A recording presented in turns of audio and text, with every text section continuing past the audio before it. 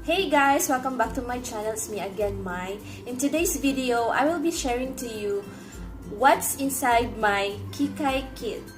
So currently, we are on a vacation and gusto ko i-share sa inyo kung ano yung mga essentials, makeup essentials na dinala ko. So if you wanna know what's inside my Kikay kit, please keep on watching. So first is yung mga lip products na dala ko. Chapstick, eyelawe na beauty lip, tapos isang cheek and lip tint na kiss and tell, and Happy Skin na Shut Up and Kiss Me Moisturizing Lippy in Honeymoon Glow. So what I have on my lips right now is yung kiss and tell in the shade Prom, tapos dito sa edge ilagyan ko nitong Happy Skin na lipstick. And next, para pang kilay, kasi you know, kilay is life. Dinala ko yung BYS na brow gel ko. Tapos, pang-apply, gamit ko itong Marionode na spoolie. Dual-ended siya na may brush dito sa other side.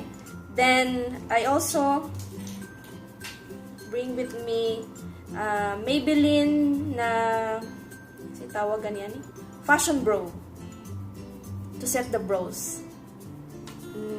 Next is this Gatsby Oil Clear Sheet. Dahil napaka-oily ng T-zone ko, dala-dala ko talaga to always. Then, I have also here Eye White BB Holic. Hindi ko pa nabuksan kasi hindi ko pa nagamit. And for the powder, e.l.f. na pressed powder. Tapos, meron din akong dalawang brush. In case na gusto ko mag-eye makeup. So, nagdala ako ng dalawang eye brush. This is fake. This is a Zoeva na replica brushes lang, guys, ha. So, this is the brush number 227 or the Luxe Soft Definer and number 232 Luxe Classic Shader. I also have here with me my favorite Nichido Contour Palette kasi multi-purpose to para sa akin, guys. So aside from using this as bronzer and contour, ginagamit ko rin ito pang kilay. Gamit ko to itong pang contour na itong dark brown pang kilay, and also for eye makeup. Simple lang na eye makeup just to add warmth on the eyes. Gamit ko tong bronzer, shape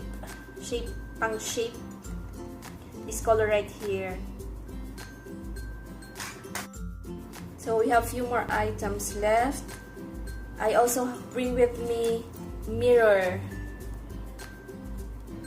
gamay lang na mirror. Then Maybelline na concealer, Fit Me concealer, in case na you know, pero di na ako ng concealer, bahala na lang yung eye bags. Then, I also have here with me yung quick drying eyeliner ng eyelawe. Super black nito. Let me share this with you guys. Madali lang mag-line kasi super black and easy lang siya i-apply. Then, beauty sponge. Nakalimutan ko kung anong brand nito.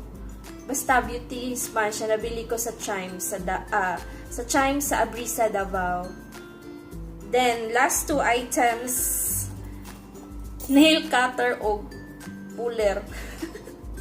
You know, yung mga pang-emergency, just in case, diba? So, yun lang. That's it. Wala na. So, yun po yung mga makeup essentials na dala ko with me right now. I go for a natural lang na makeup kasi since we are on vacation. And hindi na rin ako nagdala ng mascara kasi if you can notice, naka-eyelash extensions po, akets. Kayo guys, what's inside your Kikay kit? Please share it with me. Leave some comments down below. So if you also like this video guys, please give it a thumbs up. And for those na hindi pa nakapag-subscribe, ano ba yan? Nabubulol na. Kasi hirap mag-Tagalog ate. So, yung mga hindi pa nakasubscribe, please do subscribe to my channel. And thank you so much guys for watching. And I'll see you soon. Bye-bye!